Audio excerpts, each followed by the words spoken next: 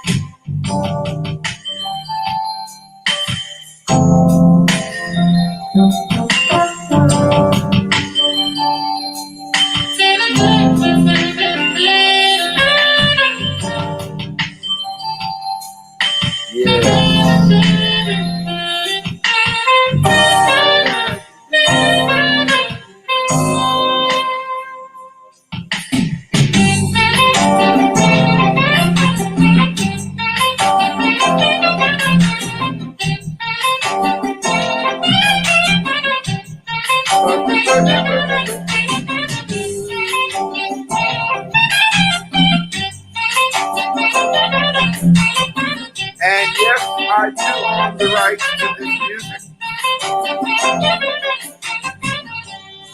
Oh, yes, family. I trust that you guys have been absolutely great this week. Yeah, man.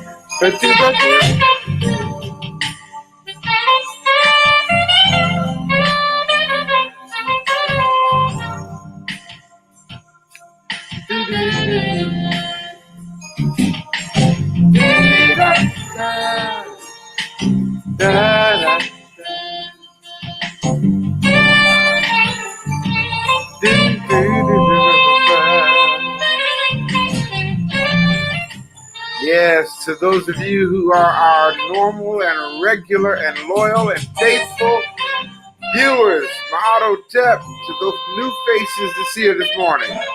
I found out that I could be myself. And I'm so glad, so glad. I'm so glad. Well, I found out that I could be myself. And I'm so glad. I'm so glad. Yeah. Did it.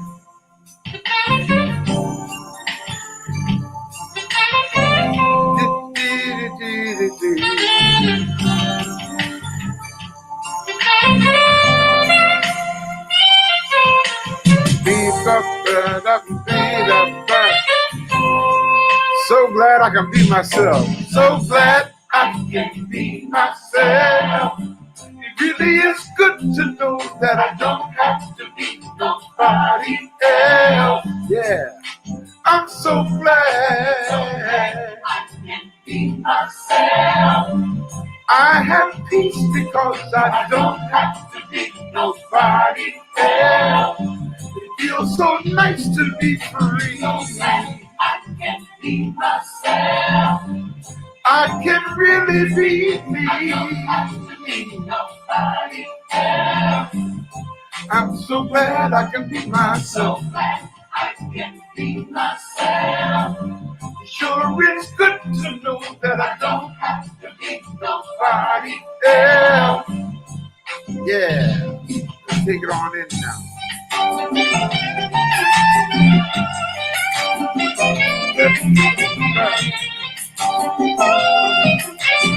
Come on, sing it with me, everybody. Well, I found out that I can be myself, yeah. And I'm so glad. I'm so glad.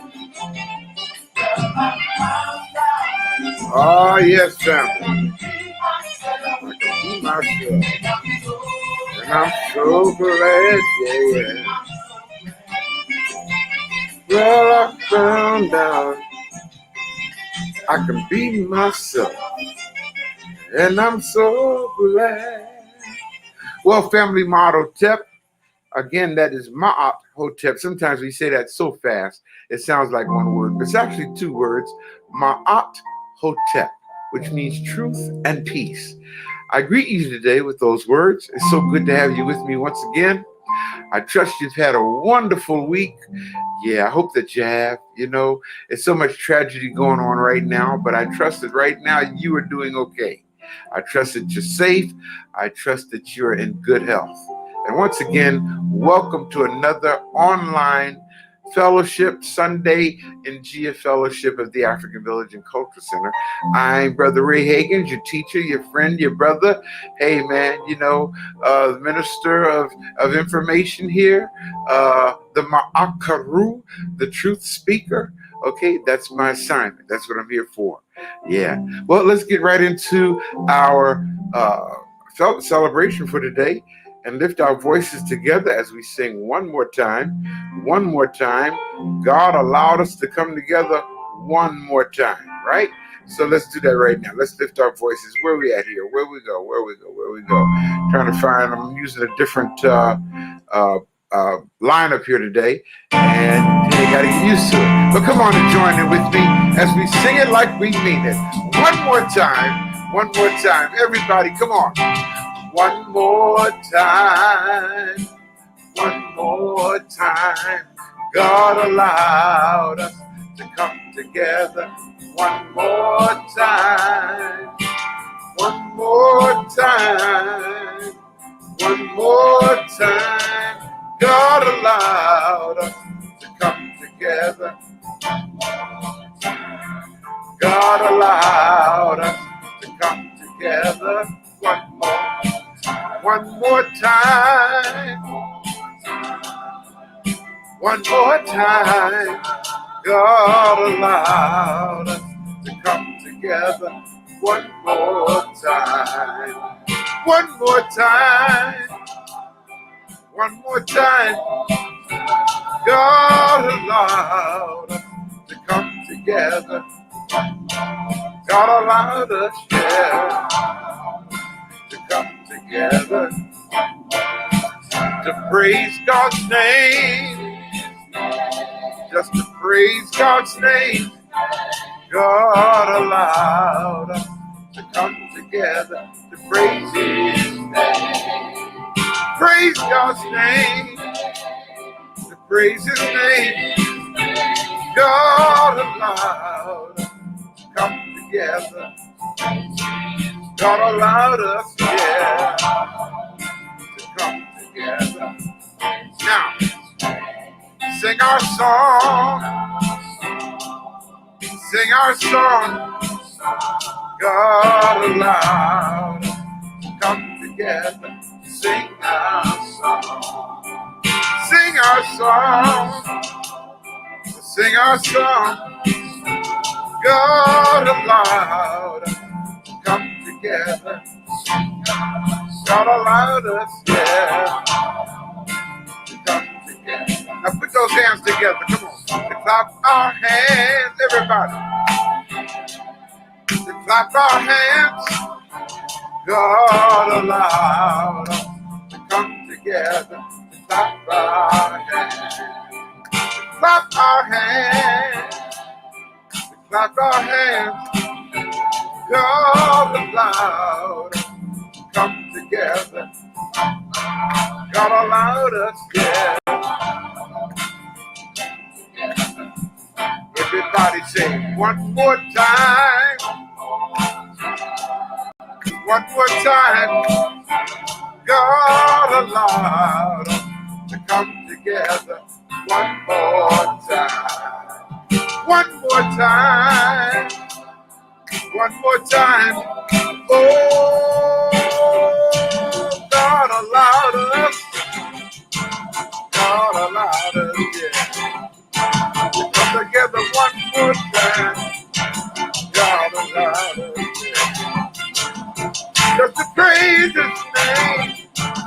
God allowed us, yeah. Been so good and kind. God allowed us, yeah. Oh, yes, He did. God allowed us, yeah. God allowed us, God allowed us. Come together. One more time, one more time. God allowed us to come together one more time, brothers and sisters, and we are thankful for that today, and I trust that you don't take that for granted, Oh, no, man, please don't do that, okay? Because there are so many people that went to bed just like you and I did last night, but they didn't awaken today, okay? They're gone into eternity. So we have a lot to be thankful for. Never take it for granted, okay? Never take it for granted, yeah. Well, brothers and sisters, listen, I'm trying to find the oath to the ancestors here, okay? I'm like I said, I'm using a different device here today, and hopefully this will be the right track. Let's lift our voices to them and honor those who have gone before us, okay, and made it possible for us to be here today. All right? Yeah. If you don't have anything else to be thankful for, be thankful for the oath to the ancestors. Oh, ancestors, blacker than 1,000 midnights, African ancestors, it is to you that we, your children, give respect and honor. Oh, ancestors, we call upon you and welcome you in this place. African ancestors, let your presence fill this place. Oh, ancestors, who have been purposely excluded from the history books so that the world would not know of your greatness. Our African ancestors, who gave civilization to the world. Our African ancestors, who gave the arts to the world. Our African ancestors, who gave music to the world. Our African ancestors, who gave the sciences to the world. Our African ancestors, who gave mathematics to the world. Our African ancestors, who gave medicine to the world. Our African ancestors, who gave literature to the world. Our African ancestors, who gave philosophy to the world. Our African ancestors, who gave God consciousness to the world. Oh, ancestors, we thank you for devoting your life to make a future for us, your children, grandchildren, and great-grandchildren. Now stand with us, strengthen us, guide us, teach us, and protect us from the snare of our enemies. Rise up, O African ancestors, and let our enemies be scattered, and give us the wisdom and the boldness to deal with our oppressors and those who would hinder the liberation and empowerment of our people. Rise up, O African ancestors, and live in us, and we will not fail to honor you. We will not fail to respect you. We will not fail to hear you, and we will not betray you. Ashe. Yes. And now, brothers and sisters, we want to take the time to honor just a few of the great Africans who have gone ahead of us. We call forth their great African names and honor them.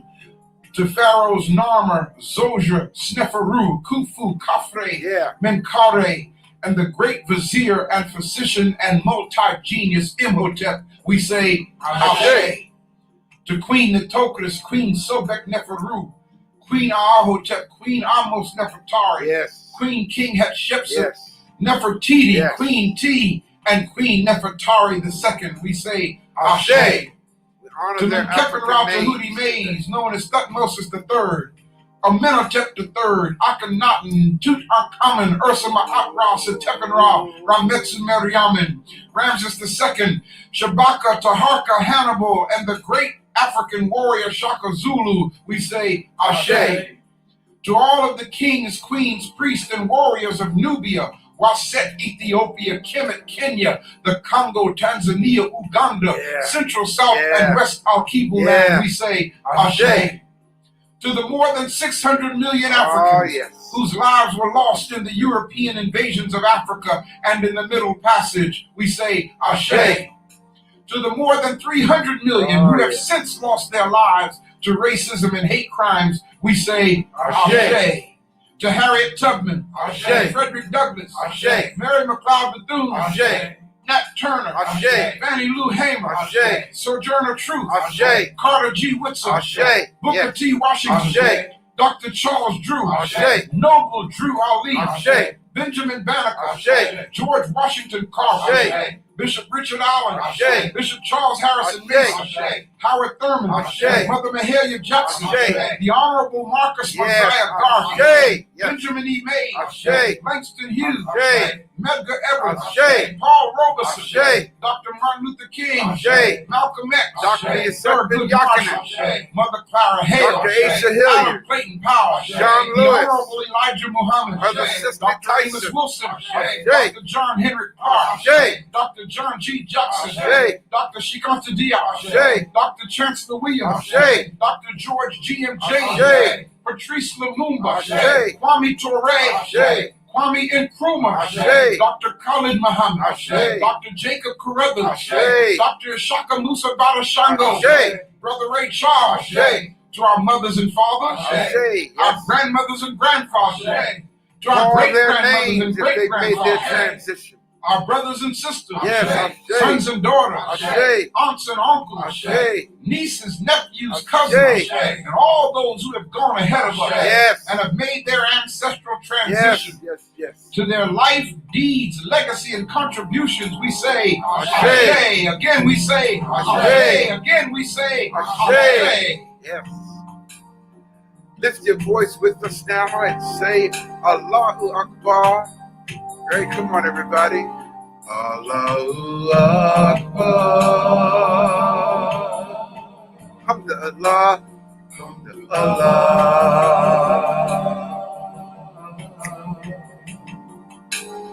Allahu Akbar. Alhamdulillah. The English translation are these words. God is great, and He's worthy to be praised. I say hallelujah.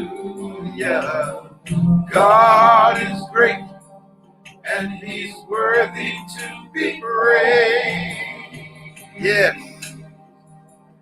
I say hallelujah. So God make us one. Yes, we all should be one. And then the unbelievers will come and say, you are with us. God make us one. We all should be one. Yes. And then the unbelievers will come and say, you are with us. God make us one. We all should be one. And then the unbelievers will come and say, you are with us. Allahu Akbar, Allahu Akbar, yeah. Alhamdulillah, alhamdulillah, yeah. Ooh, yeah. Well, family, I tell you, it's wonderful, man. You know, whenever we do this devotion, I do it every day. That's how I start my day off, you know. Okay, yeah. Doing the oath to the ancestors, you know, saying how wonderful and awesome and great the Almighty is.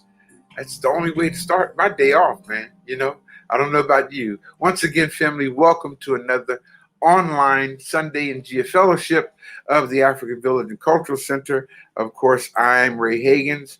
And hey, man, what can I tell you? It's so good to have you guys with me right now. And, you know, listen, before going any further, I just want to take a moment to say thank you. And of course, those two words seem so inadequate, okay? Yeah, man, they seem so inadequate because thank you, just those words what I want to say is because of how you guys were on last week and how you have been as far as celebrating my 23rd annual appreciation service. Thank you so very much for your donations, uh, your comments, your testimonies. You're talking about something that's been very encouraging. My goodness, man, and that's one of the reasons why our theme for this year is 23 years and counting. And of course, we're celebrating, it's just kind of hard to celebrate 23 years of service and teaching and giving your time in your life. It's kind of hard to do all that in one day.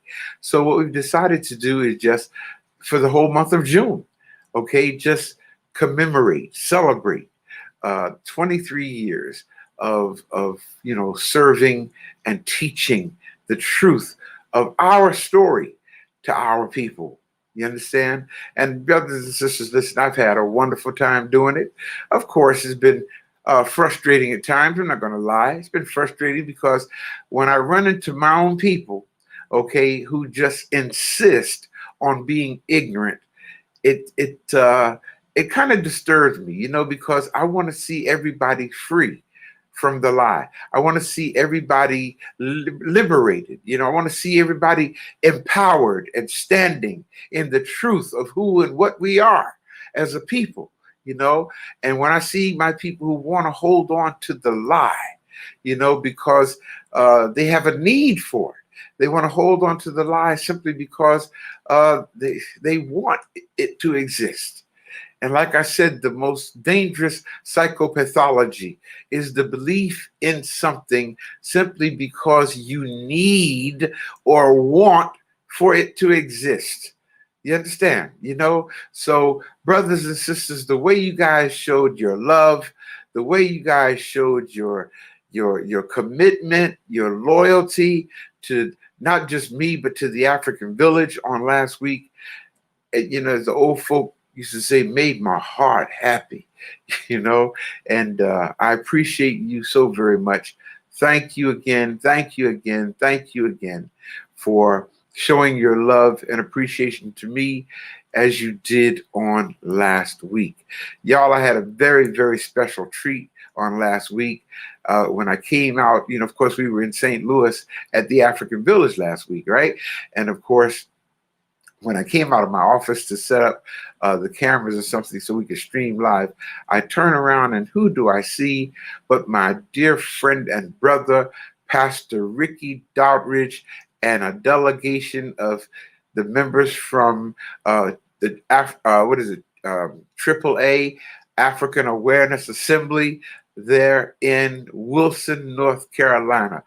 Brother Doutridge, it was so good to see you and the brothers and sisters there from Wilson, North Carolina. Oh my goodness, man. Y'all just don't know. Y'all pull a good surprise on a brother last week, And I love you guys. Thank you for loving me the way you have been and the way you do. It's just absolutely wonderful. And again, brothers and sisters, to all of you who've shown your love, I don't have the words, man. I just don't have the words to say it like I want to say it. All right. Just don't have the words to say it like I want to say it. Yeah. All right. So let's get into the teaching for today. Okay. I know we didn't sing our national anthem, but we're not going to do it today. I want to get right into the teaching because I did not have the best sleep last night. Okay. Did not. I'm getting to that age, where, how you say it, the little aches and the pains and all that kind of stuff. You understand? All that little stuff, man. So, yeah, man. So I've been diagnosed with arthritis in my feet, and man, you talking about something that was very uncomfortable last night, and so, but hey, it did have nothing to do with what I'm going to tell you today. All right. But before getting into the teaching, let's do what we always do. Okay. And that's make a circle with our fingers like this. All right. And repeat after me. The space inside this circle represents my realm of knowledge. All that I think I know about whatever I think I know is depicted right here within this circle. I must keep in mind that there is more to know than what is within the circumference of my awareness. Okay? Now, those of you who have listened to me for any period of time, you are familiar with that illustration. If I have any new listeners today or viewers today, the reason why I use that illustration, brothers and sisters, is because as a teacher, my job is to provide you with information and knowledge that you don't already have. All right. The problem with that is there's this thing in the back of our brain called the reticular activating system. And the reticular activating system is a strange kind of a thing because as soon as it hears something that it's not used to hearing, okay, its immediate response to that is, that's not true. So that's why I use that analogy, okay, to let you know that what you think you know is not all there is to know. You understand? All right. So if you're having a problem with something that I'm saying, don't discard it. Make note of it. Write it down and then go research it. All right. That's how we do this. I also want to share with you something else that I've shared in the last month or so. Okay. And I wanted to preface today's teaching with this as well. And that's these words. When you have told so many lies on top of each other over the centuries, that telling the truth about one of your early foundational lies would unravel all the lies that have been defensively piled on top of it, thus exposing you for what you truly are, you have no choice but to continue to lie. When your ability to maintain your control over another person's reality is based on the lies about what you are and who they are, you can never tell the truth.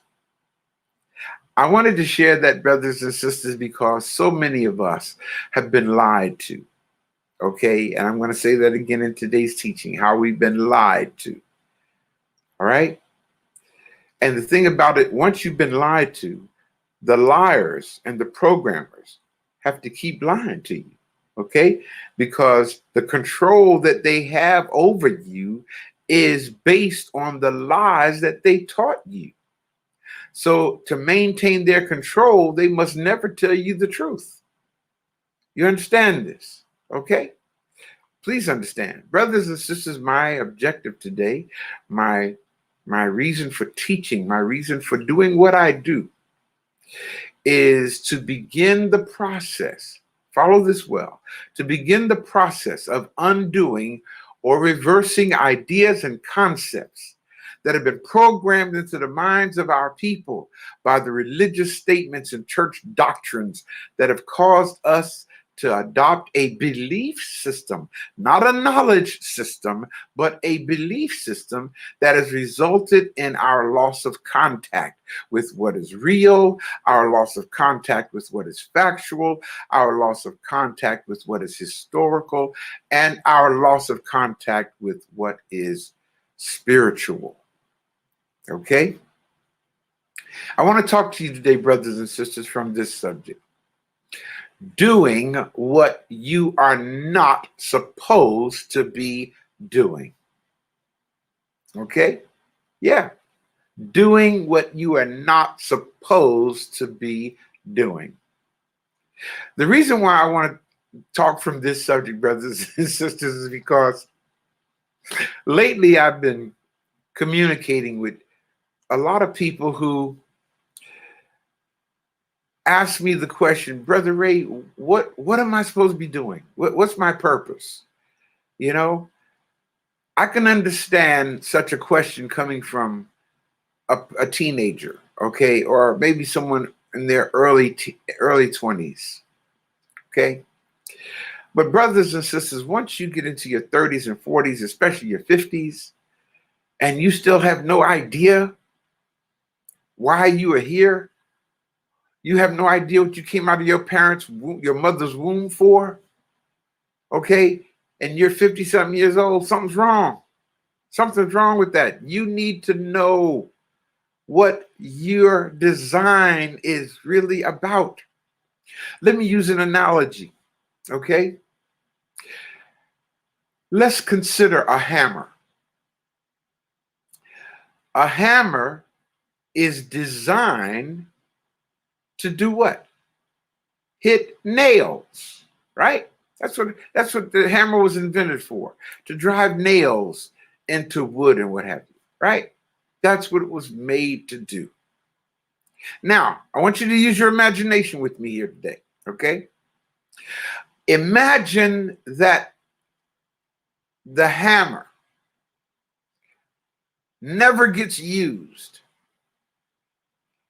It just sits in its toolbox every day, all day.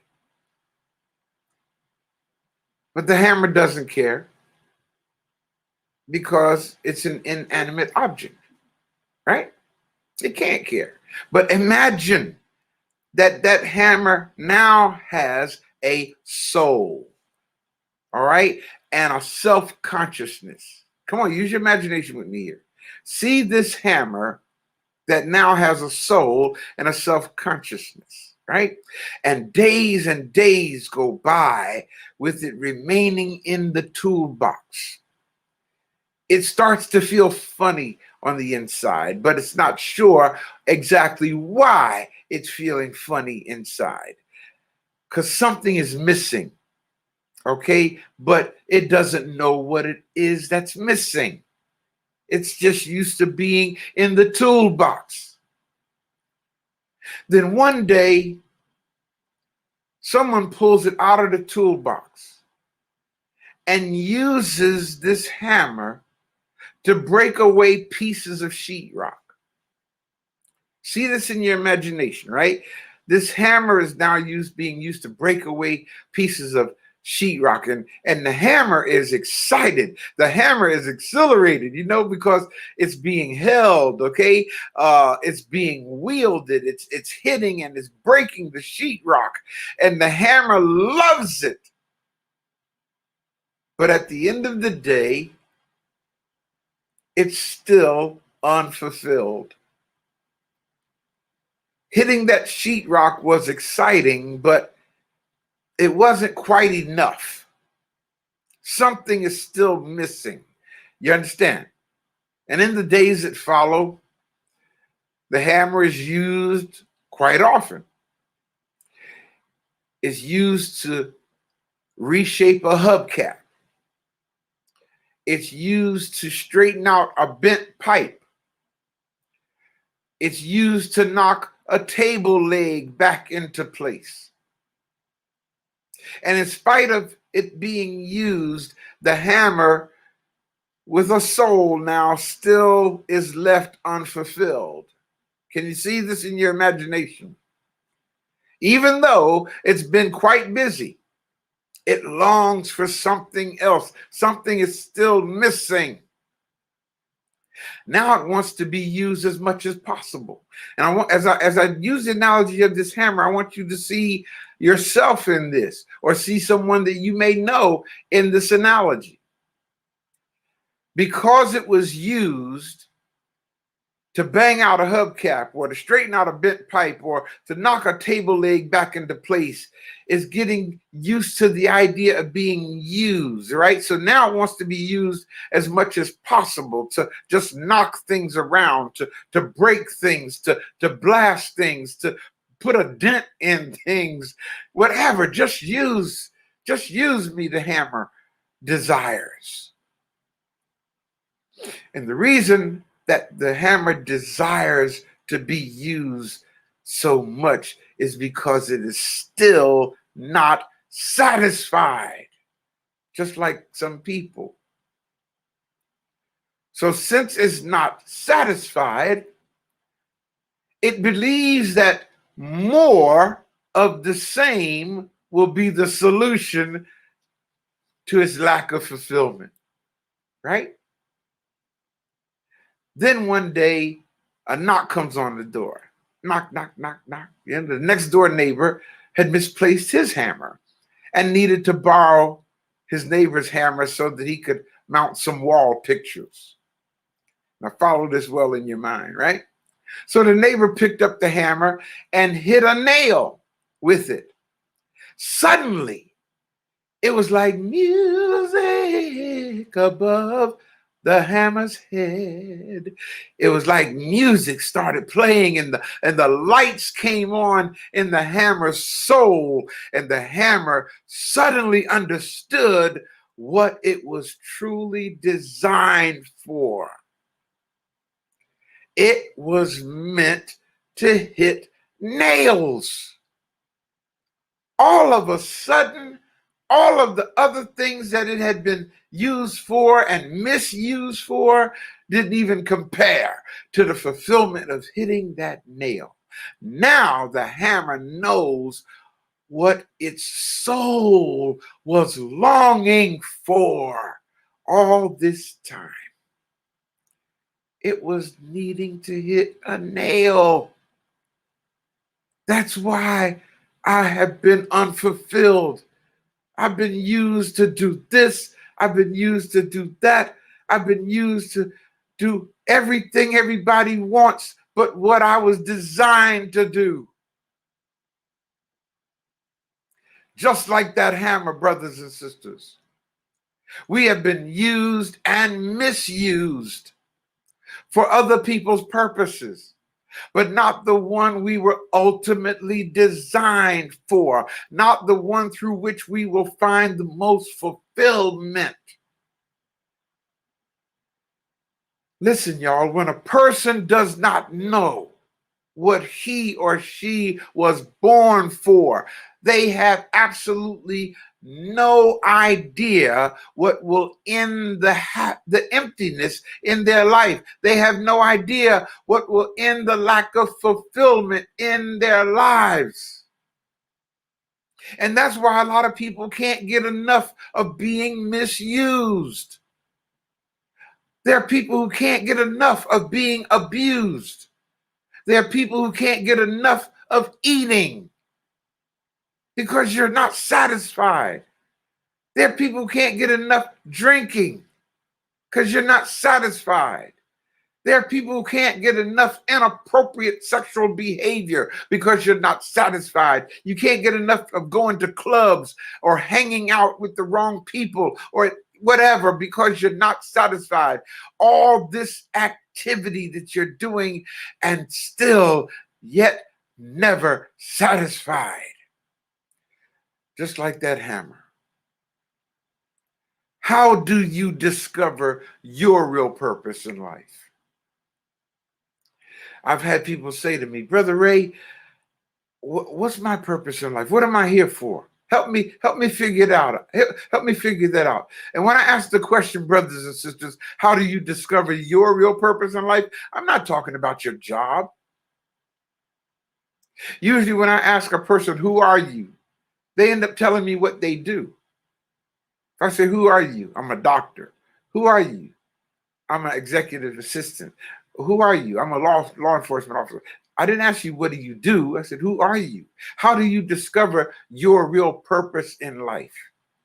And like I said, I'm not talking about your job. I'm not talking about your daily responsibilities. I'm not even talking about your long-term goals. I mean, the real reason why you are here at all. What's the very reason that you exist? Perhaps you're rather nihilistic. You know, maybe you're a nihilistic person and you don't believe you have a purpose, or maybe you think life has no meaning. Maybe you think that we're just all here walking around on earth by happenstance. Well, brothers and sisters, whether you don't believe that you have a purpose or not, it doesn't matter. Now follow what I'm saying. Not believing that you have a purpose will not prevent you from discovering your purpose. Just like not believing in gravity won't prevent you from falling. Okay? Whether you believe in gravity or not, man, if you trip and fall, you going down.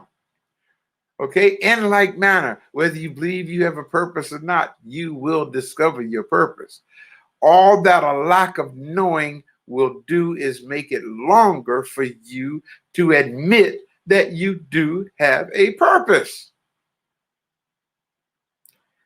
I remember one day a brother came to me and said, Doc, I want you to put what's in your head into my head. That was a serious compliment. I'll never forget that day. Right? This was years ago. Doc, I want you to put what's in your head into my head.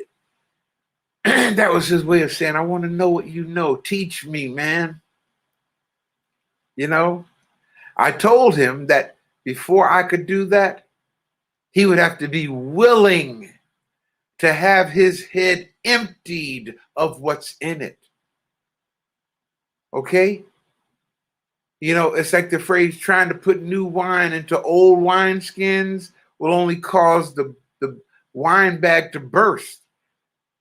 Trying to put knowledge, right knowledge, into a mind that's full of lies without getting rid of the lies, okay, would probably cause such a serious case of cognitive dissonance that would bring a person to a point of dysfunction. So once you realize you've been lied to, brothers and sisters, discard the lie. Now, how do you discard the lie? By simply admitting to the fact that you do not know all there is to know and you are willing to learn some more. And as you learn more, the lies will be dispelled. Okay? Yeah. So if you want to discover your true purpose in life, you must first empty your mind of all of the false concepts and the false purposes that you've been taught, including the idea that you don't have a purpose. Okay? Because the Almighty did not create you and bring you to this point in life for no reason at all. There is a purpose you do have. So the question now is, how do you discover your purpose in life? Well, there are many ways to do this, okay? But I'm going to give you one of the simplest ways that anyone can do. It's a little time consuming, but it's the most simplest way. All right? And the more open that you are to this method that I'm about to give you, and the more that you expect it to work, the faster that it will work for you. But not being open to it, okay, or having doubts about it, or thinking it's an entirely idiotic and meaningless waste of time won't prevent it from working as long as you stick with it. Again, it just takes a little bit longer for it to come together in your head, okay? It takes a little bit longer for it to converge. But here's what you do, all right? 3 things. Number 1, take out a blank sheet of paper, okay, or open up a software program where you can type, okay? Piece of paper that you can write on, or a software program like Microsoft Word or whatever that you can type into, all right? Step 2, at the top of the page, write these words. What is my true purpose in life? Write those words at the top of the page. Now, step 3 is where it becomes a little time consuming. Okay? Step 3, I want you to write an answer to your question. Any answer. Don't think too hard, right? Whatever answer pops into your head, write it down. It doesn't even have to be a complete sentence. It can be a short phrase, that's fine, or just a couple of words. Whatever pops into your head when you write, what is my true purpose in life? All right? Now, here's what I want you to do. And this is where the time-consuming part comes in. I want you to repeat step 3 until you write the answer, or write an answer that literally brings tears to your eyes. Okay? Yes. write an answer to the question. That's step 3. Write an answer. If you wrote an answer, and write another answer. Right? Just keep asking yourself that question. What else is it that brings, what is my true purpose? What is it that brings fulfillment in my life? Write down whatever comes to your mind, spending time with my family. Okay. Whatever comes to your mind, cashing my check. Okay. Writing or singing. Okay. Or whatever comes to your mind. Right. And just keep writing. Just keep writing. Keep writing until you come to an answer that literally brings tears to your eyes. And once you come to an answer that makes you cry, once you come to an answer, man, listen, that's it. It doesn't matter if you're a counselor, if you're an engineer, or if you're a bodybuilder, okay? Now, to some people, this exercise will make perfect sense. To others, it will seem utterly stupid. Okay, usually it takes about 15 to 20 minutes to clear your head of all the clutter and the social conditioning about what you think your purpose in life is. See, that's where a lot of us are off track right there. Okay, a lot of people admire other people so strongly and so much that you've watched other people and you think that what they do is what you should be doing too. Okay? Or you like what other people do and you think that's your purpose in life. No, clear your mind of what other people do. I'm talking about you. What is your purpose in life? Okay? The false answers will come from your mind and from your memories based on how you have been conditioned to think. For example, you'd be surprised how many pastors' sons that I've talked to, and they tell me that their purpose in life is to be a pastor. I'm not saying it's not, but what makes you think that? Okay, because your parent, your father, your mother built a work and you're supposed to carry it on? I used to think that. I used to think that my whole purpose in life was to carry on the church that I grew up in. Oh yeah. I used to envision, where I would be down the road, but the ancestors saw otherwise. The ancestors and the Almighty said, nope, we are not going to let you perpetuate this program. In fact, we're going to pull you out of it, equip you, and commission you to tear that program down. So when it comes to the true answer of what your purpose is, brothers and sisters, and it finally arrives, it will feel like it's coming to you from a different source entirely. Okay. And you may not be happy, okay, about what your purpose is, because your purpose might be something that causes you to be unpopular. But you'll be at peace with it. You'll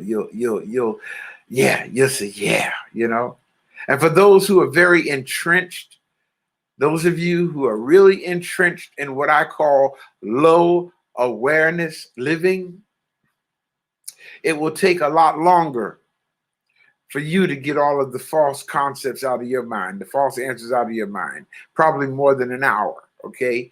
Because you're so entrenched in that lower awareness living. But if you persist, okay, and it may even take you about 100, 125, 150 different answers before coming to the one that rings in your spirit, okay? But trust me, when you come to that answer, man, you'll be struck by the answer that causes you to surge with emotion, the answer that breaks you. Now, if you've never done this before, it may very well sound silly to you, but let it sound silly. Do it anyway, because this way you'll come to the awareness of what your purpose is.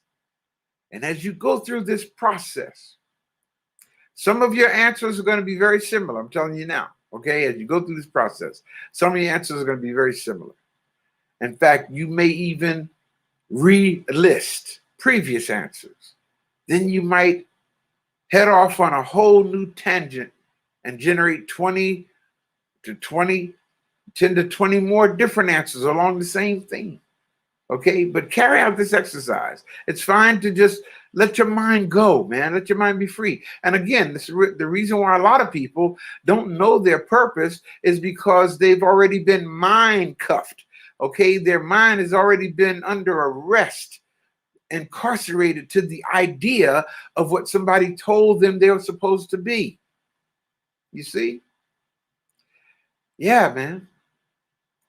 So list whatever pops into your head, as long as you just keep writing, okay? And at some point during the process, you may want to quit. You may feel the urge to just get up and make an excuse to do something else. And that's normal. But push past this resistance and just keep writing. The feeling of resistance will eventually pass. Okay. In fact, you may also discover a few answers that seem to give you a mini surge of emotion, but they don't quite make you cry. That means it's just a bit off. You're getting close. Okay. Highlight those answers as you go along so you can come back to them and generate new permutations. Okay, because each reflects a piece of your purpose, but individually, they're not complete. So when you start getting these kinds of answers, it means that you're getting warmer, you're getting closer to what your purpose is. So just keep going, okay? Now, family, here, follow this well. It's important to do this exercise alone, all right? Not with a loved one, not with a family member. Do it alone so you can think. This way you're not under the influence of some other person who thinks that they know you better than you know you. All right? So you have to do this exercise alone and without any interruptions. Now, if you are a nihilist, right, then feel free to start with the answer, I don't have a purpose. Because nihilists think that life is meaningless, right? So start off with the answer, life is meaningless, if you want. It's okay. You can start off with that answer and take it from there. But I promise, if you keep at it, you will eventually converge. It'll all begin to come together for you. Okay. And let me give a testimony now and share with you what my answer was. Okay. Now, of course, every week when I'm teaching, I share what my purpose is, because I've come to refine my answer from when I did this exercise. Right. But I had to do this exercise for myself. You understand? Because, being a public figure, all right, belonging to people, trying to serve people, if you're not careful, man, you'll be doing everything that everybody else wants you to do. You'll be fulfilling everybody else's to-do list, but your own. In fact, you won't even be on your own to-do list. Okay. So I had to sit down, just like I told you, take a piece of paper and at the top write, what is my purpose in life? And I just started writing. And the conclusion that I came up with was to live consciously. That was one of my answers. And I said, yeah, when I wrote that, it was like, yeah. Not only to live consciously, but to live conscientiously. And when I wrote that, that gave me even more of a surge. And to live courageously, that gave me even more of a surge. Okay? To speak the truth, right? To resonate with love and compassion. And all of as I'm writing this, all of this is having meaning for me. All right? And then I wrote to awaken the spirit of truth within others. And when I wrote that is when that is when the sun lamp came on. Okay, to awaken the spirit of truth within others. All right, and then I wrote, and to leave this world in peace. Hotep. Those are the things that I wrote, okay? I mean, of course, I wrote a whole lot more than that, but like I said, you'll write certain things that will just give you that surge. And those are the things that I wrote that gave me that surge of excitement when I wrote it down. Okay. And again, the one that stood out the most was to awaken the spirit of truth within others. The spirit of truth. Okay, and brothers and sisters, that's so important because a lot of us do not have the spirit. Well, I shouldn't say that. We have the spirit of truth in us, but it is asleep. We have the spirit of truth within us, but it is anesthetized. We have the spirit of truth within us, a lot of us, okay, but it is powerless. It is latent. It's hidden, okay, because we have been believing so much of the lies. You get what I'm saying? Okay, and light and darkness cannot coexist within the same mind.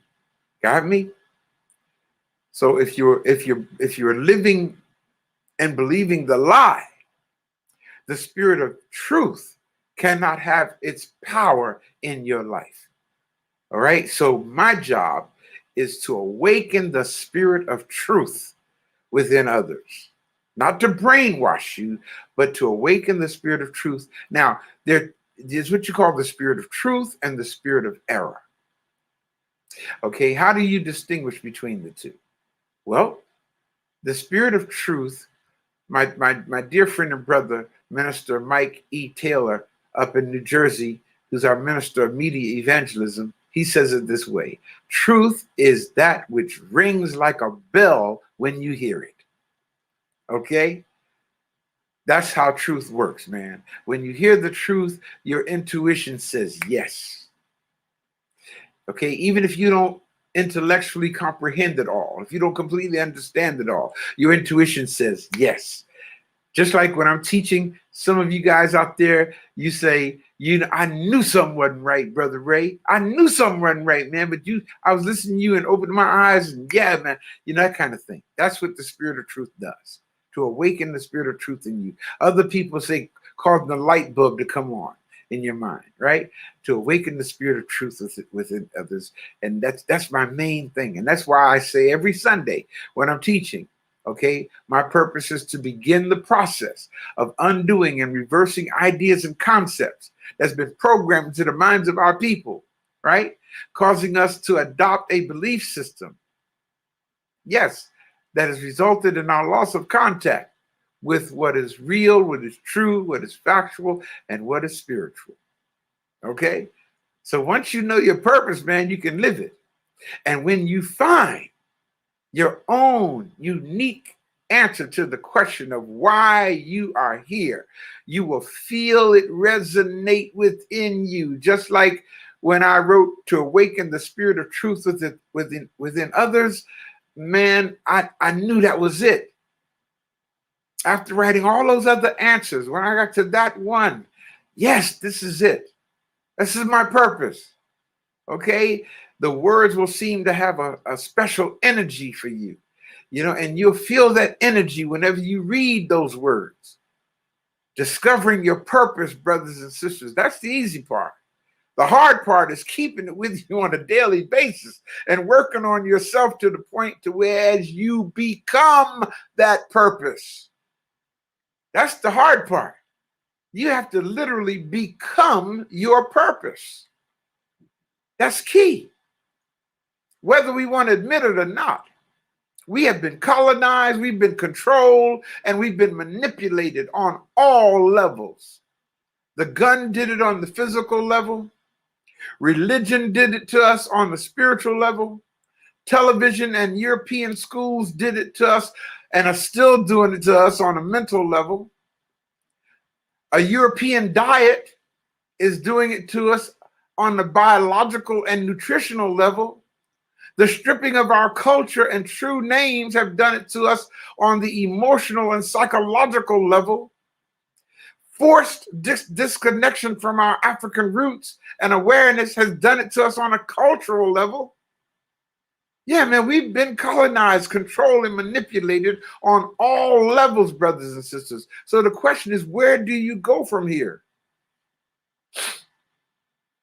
Where do you go from here? Well, first, you must de-educate yourself. All right, you must de-educate and re-educate yourself and your children. Don't leave your children out of this. Okay? Help them go through the developmental process with you. You need to do this, family, because you have been seriously lied to. You need to do this because we have been strategically lied to. You need to do this because we have been intentionally lied to. And you must understand, brothers and sisters, that all of the literature written by white people have been slanted, and it is slanted more or less by and for white supremacy. Understand that. Everything the white man has touched, he has falsified or twisted into a tool for white supremacy or racism. And the biggest examples of how he's done this can be seen in his story, which we call history, and his counterfeit religions. Understand how deep this goes, man. These are the two areas that we Africans must give special attention to: his story and his religions. We must give special attention to those two areas because they have exerted extreme damage to the African mind and African consciousness. And next, you must understand that the suppression of the truth keeps you unconscious.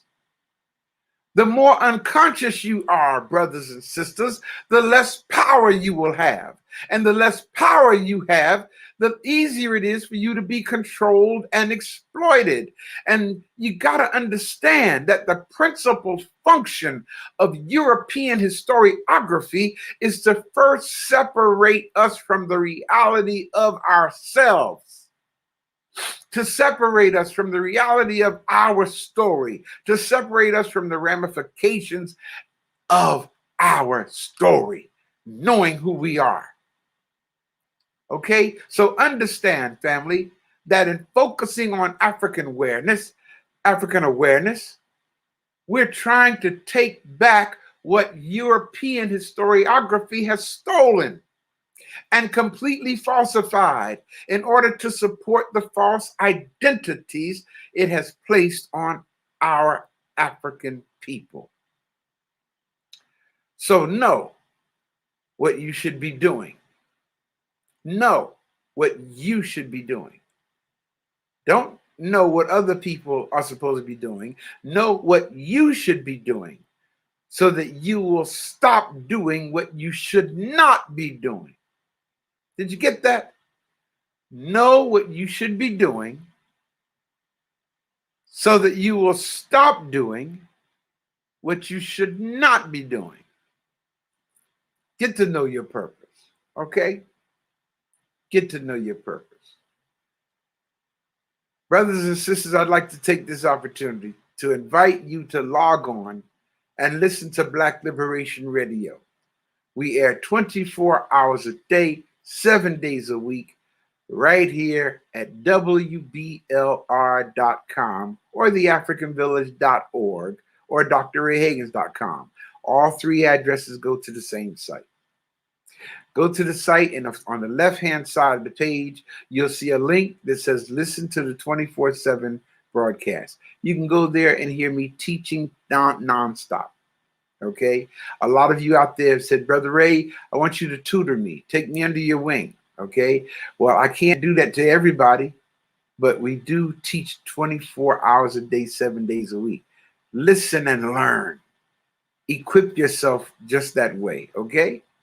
I'd also like to invite you to log on to Q&A with Dr. Ray, which airs every Wednesday at 7 p.m. at the same site as the 24/7 broadcast.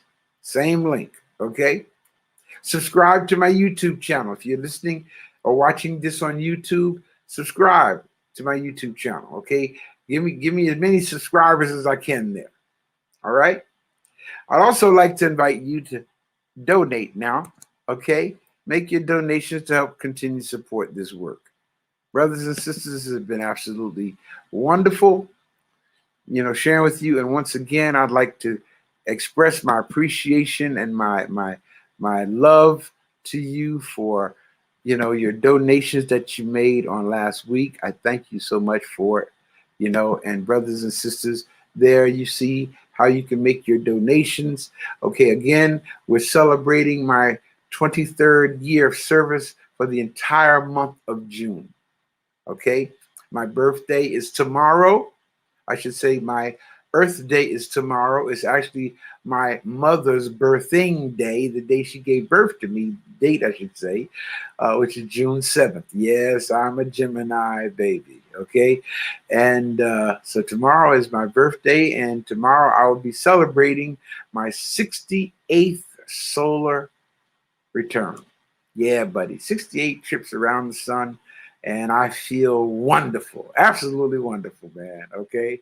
And like I said, 23 years and counting. That's our theme for this year for my appreciation. All right.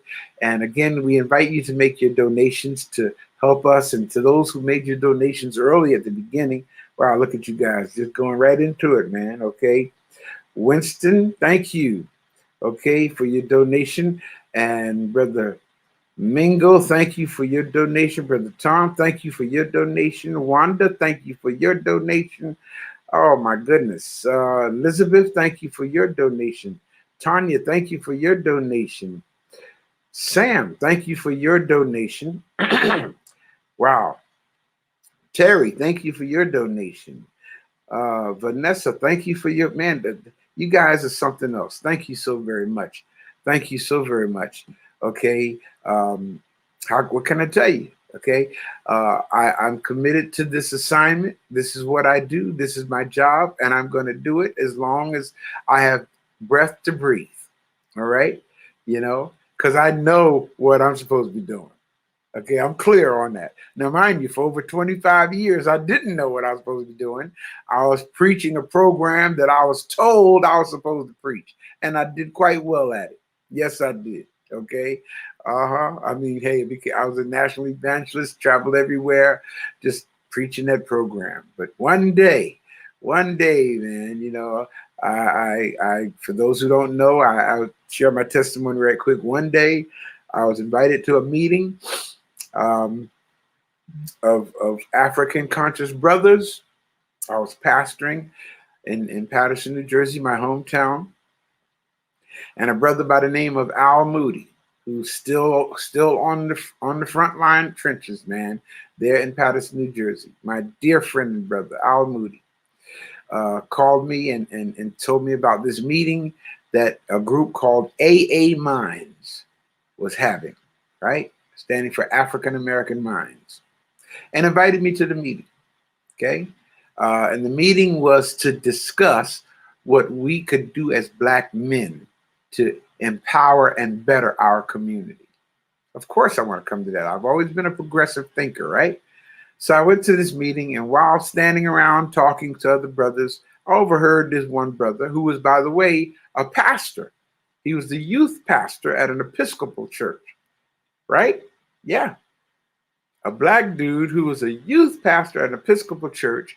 And I heard him say that the original virgin-born Christ child's name was Horace, right? Well, only thing I knew about was Jesus, right? So I stepped to the brother. He was about 15 feet from me, and I stepped to him. I said, "Excuse me, brother, what was that you saying about the original name of Jesus being Horace?" And he said, "Yeah, brother, the original virgin-born Christ child was Horus of ancient Egypt." And I immediately went off on this dude, man. I said, "Satan, the Lord." I mean, my face got bent, my fist balled up because, based on my programming, I was to contend earnestly for the faith, as it states in the book of Jude, right? And contend means fight if you have to. And I looked at this brother and I said, "Satan, the Lord rebuke you. You an evil one. You come to hinder, but I bind you in the name of Jesus." Oh man, I'm pleading the blood because that's what I was raised to do, right? So other brothers came around. They heard me. They said, "Calm down, Rev. Calm down." I said, "I plead y'all. I ain't calming down. All of y'all. I plead the blood of Jesus against all of y'all. All of y'all are agents of the devil, and I'm here to rebuke you." And I left the meeting. Never had a chance to discuss what we came together for. I missed all that. You know why? Because of my ignorance. The brothers didn't talk about me. I talked about them. Oh, they could have went out and just talked about how stubborn I was and how ignorant I was. No, but I talked about them. You know why? Because I felt it was my duty to warn what I considered to be the body of Christ. I felt it my duty to warn them about these deceivers that were sent from Satan who looked just like me. Right? Was I messed up? Yes, I was. 3 years later, I'm coming from a meeting at the mayor's office, and there's this book called Bazaar Bookstore, right? Bookstore right there that I passed many times growing up. Never went in it because it sold all old used books. Never had a desire to even go into the store. But this particular day, Spirit said, "Go in this store." I went in the store and I asked the owner, "Where's your books on religion and philosophy?" Because that was my major, right? Okay. Got there, man, and picked up this book. And of course, I keep it handy. I shared this with you a few weeks ago. Osiris and the Egyptian Resurrection, right? Yep. Got this book, and I encourage you to get it, man. And of course, as I began to read through it, I saw that Osiris, my goodness, man, was the chief fundamental belief of each ancient Egyptian's religion was Osiris, and the belief in his death, burial, and resurrection, okay, so that people who believe in him could experience everlasting life or immortality, and which could only be experienced through the death and resurrection of Osiris.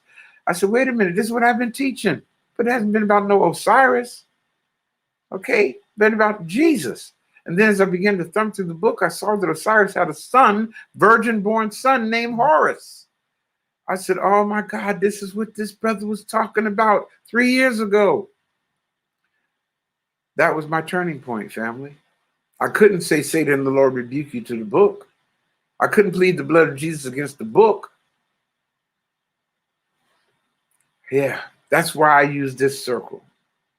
Okay? The space inside this circle represents my realm of knowledge. All that I think I know is represented right here inside this circle. I must keep in mind there is more to know than what is within my circumference of awareness. And that's what my assignment is. That's my purpose, to awaken the spirit of truth in you and everybody who gets to hear my voice. That's what it's all about, brothers and sisters. Yeah. Well, family, thank you for showing your love, your mer, all right? I mer each of you, spelled M-E-R, which is the ancient Egyptian word for love in English, all right? I mer each of you. Thank you for being with me today, okay? Thank you for learning today, yeah. And again, brothers and sisters, thank you so very much for showing your love and your appreciation to me on last week, and those of you who sent in donations already this week. Okay, like I said, it's celebrating for the entire month of June. All right, we're going to have guests on next week. Okay, in fact, for the following weeks, we're going to have guests on to share their testimonies, okay, about what the ministry of the African village and the teachings of Brother Ray has done in their life. Okay, and that's what we're going to do in the following weeks, to talk about 23 years of counting, and I'm excited about it, man. Okay, yeah, okay. Let's get ready to get out here by singing our song, Easy to Love. Oh my goodness, I've enjoyed teaching today. I hope I can find it. Here is this it? Let's see. Yes, the African in me loves the African in you. When we come together, ain't nothing we can't do. All right? Making your donations to PayPal, AfricanVillage1 at AOL.com. Cash App, Dr. Ray Hagins without the period. All right, Zelle, my email address, rayhagins@gmail.com. Again, family, thank you for your donations. I love you. The African in me, love the African in you. When we come together, there ain't nothing we can't do. But you're easy. You're easy. Easy to love. You're easy to love. Let's do it again. The African in me, love the African in you. When we come together, there ain't nothing we can't do. 'Cause you're easy. You're easy. Easy to love. Let's do the principles of my art. Truth, justice, and righteousness. Come on, everybody. The truth that's in me. Love the truth that's in you. When we come together, there ain't nothing we can't do. 'Cause you're easy. You're easy. Hey, yeah. Easy to love. Yes. Easy to love. The justice in me. Come on. The justice in me. Love the justice in you. When we come together, ain't nothing we can't do. 'Cause you're easy. You're easy. Yeah, you're easy to love. Oh, you're so easy to love. Yes. The righteousness in me. Come on, everybody. The righteousness in me. Love the righteousness in you. When we come together, there ain't nothing we can't do. 'Cause you're easy. You're easy. Yeah, you're easy to love. Family, thank you for being with me today. Yeah, buddy, listen, take a moment and share this video, okay? Share it. Create a watch party, all right? Share it with others. Share the link. If you're on YouTube, share the link, okay? Facebook, share the link. Yeah, that's how we get this message of liberation out to the world, all right? Again, I love you, and until next week, you guys out there stay strong, all right? Peace. Yeah. You're easy to love. Oh, yeah.